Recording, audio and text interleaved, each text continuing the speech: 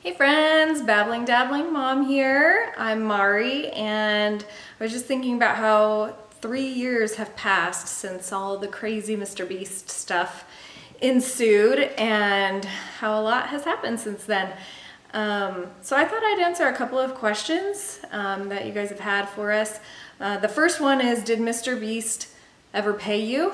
And the answer is yes, Mr. Beast did pay us $10,000. So that was pretty awesome. Taxes took about a third of that. But yeah, his people contacted us through a different social media forum and sent us the necessary paperwork and then deposited the money in our account. So yeah, he is true to his word. We did get our Mr. Beast money.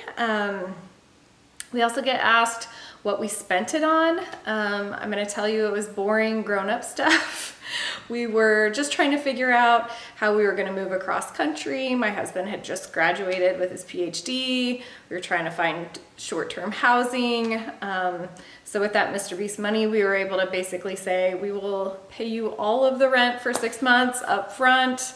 Got into a place here in Oklahoma where we live now. And so yeah, as an adult, it could go anywhere. It could go to bills, it could go to student loans, it could go to house payments, went to rent. But every now and then we joke about like, oh, Mr. Beast just paid for our refrigerator, or Mr. Beast just paid for whatever fun thing we might have done. I did tell my kids though that they could each have $500 if they could present a plan for something that would help them become a better person. So they could use that money for whatever it was. So we had a kid use it for an Apple Watch and a running camp. My daughter bought a snake and all of the things she needed to care for that.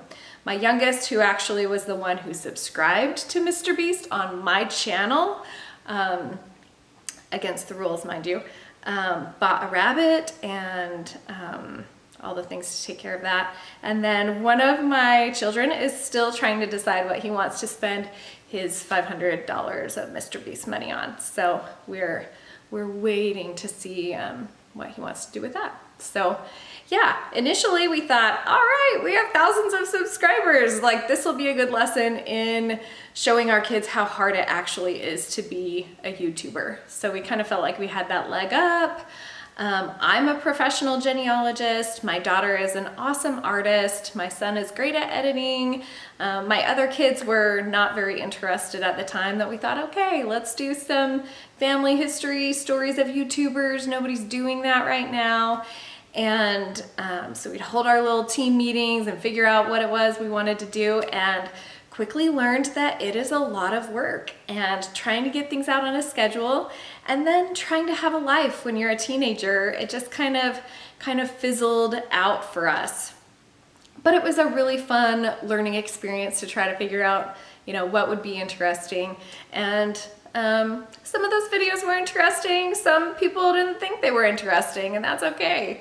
So we're just kind of going back to our roots now. We're gonna probably just post old family videos of us, or animals doing silly things or eating things.